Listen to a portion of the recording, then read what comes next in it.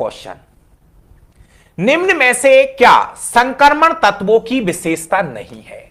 संक्रमण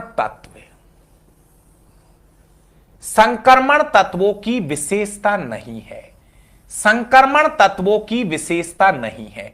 मित्रों याद करो, लिख लो।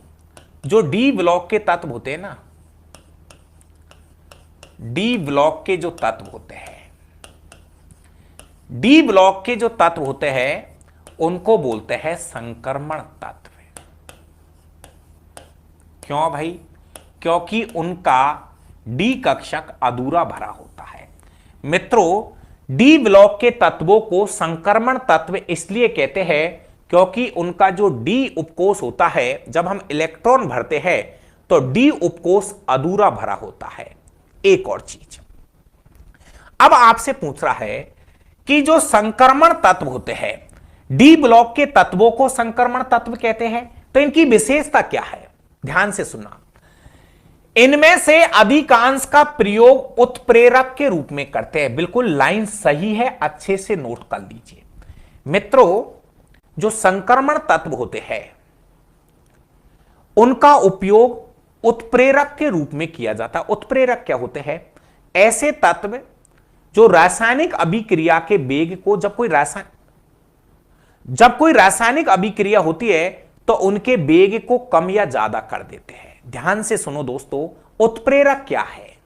ऐसे तत्व जो रासायनिक अभिक्रिया के वेग को कम या ज्यादा कर देते हैं, हम उनको बोलते हैं उत्प्रेरक। तो जो संक्रमण तत्व है उनका उपयोग उत्प्रेरक के रूप में किया जाता है। लाइन बिल्कुल सही है।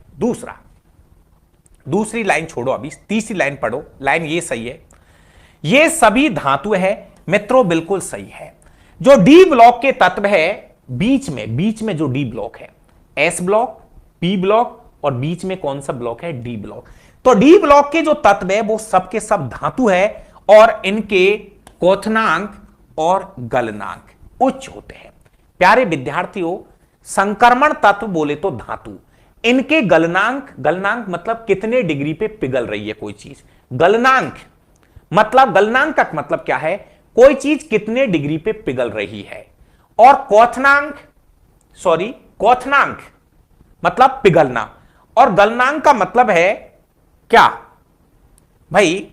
ये धातु है, इनके क्वथनांक और गलनांक। जैसे गलनांक का मतलब है जैसे बर्फ का पिघलना, क्वथनांक का मतलब है कि पानी 100 डिग्री पे क्या होने लग जाता? उड़ने लग जाता है।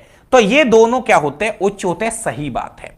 अब आइए तीसरे नंबर का ऑप्शन, जो आपके संक्रमण तत्व है ये ऊष्मा और विद्युत के क्या होते हैं? सुचालक होते हैं। एक बार वापस सुनो, संक्रमण तत्व का मतलब है धातु है। संक्रमण तत्व का मतलब है धातु। और प्यारे विद्यार्थियों, धातु जो होती है वो ऊष्मा और विद्युत की क्या रहती है? सुचालक होती है। अब एक लास्ट जो ऑप्शन था ये गलत है यहां पे, ये वाले। क्या ये सभी वायु है? सभी वायु का मतलब गैस है। क्या संक्रमण तत्व गैस है? नहीं, ये कथन आपका क्या हो जाएगा? गलत हो जाएगा। बहुत अच्छा क्वेश्चन।